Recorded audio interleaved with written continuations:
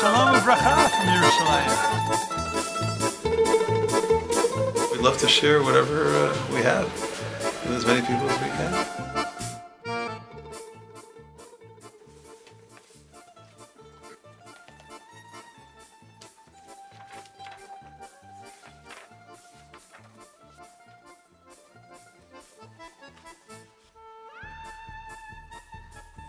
Shalom Uvracha.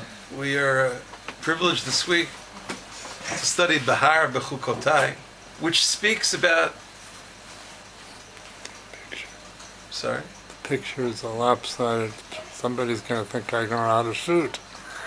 Picture is crooked. They're always lopsided. But if someone moves their head in a certain direction, then lopsided pictures So look I'll straight. turn the camera like that. Looks straight, you know.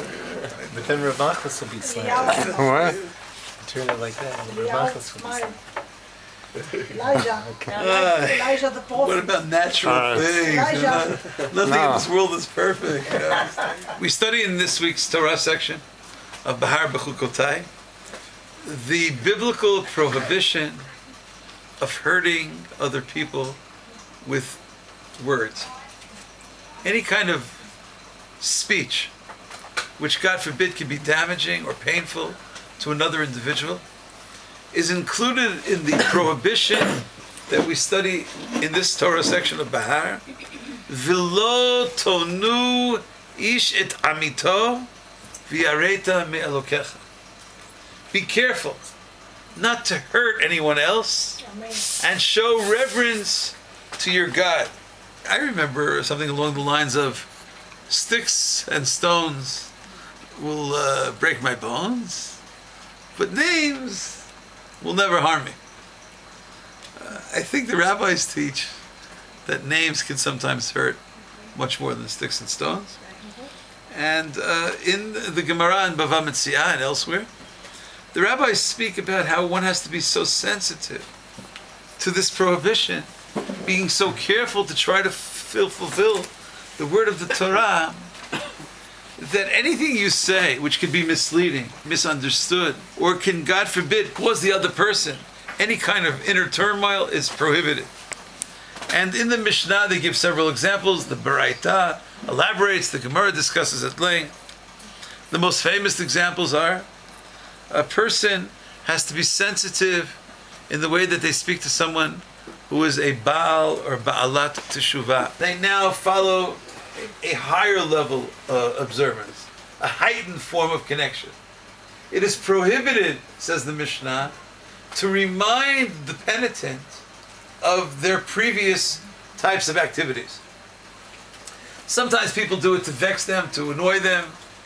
Sometimes it's considered by some people to be fun to talk about such things. Im haya Baal Teshuvah lo yomar lo zchor ma'asecha harishonim. You're not allowed to remind someone about what they used to do.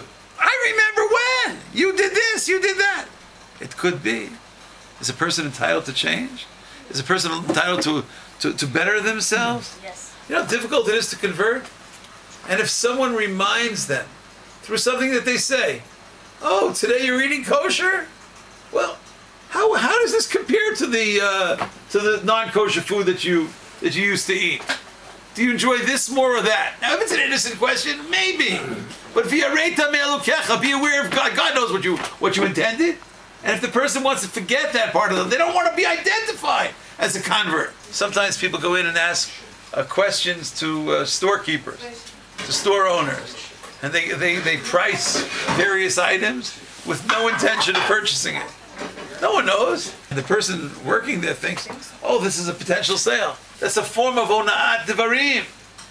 Lo yomar lo. B'chamal chayfet zeh, v'hu eino rotzeh likach. I don't know exactly what the religious attitude is towards practical jokes, but it's very problematic to play a practical joke on someone.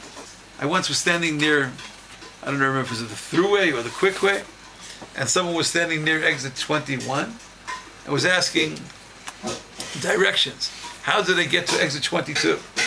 So a group of teenagers were standing there and they said, well, you go on the highway and turn right, and you'll get to exit 22. after he goes on the highway. They're standing and they're giggling because really, in order to get to that exit, you had to turn left, and they thought it was so funny. And the Mishnah says that if someone does such a thing, they are violating this concept of holiness of speech. Vayhi ha'adam lenefesh chaya. One of the greatest gifts that we have as human beings is the gift of speech.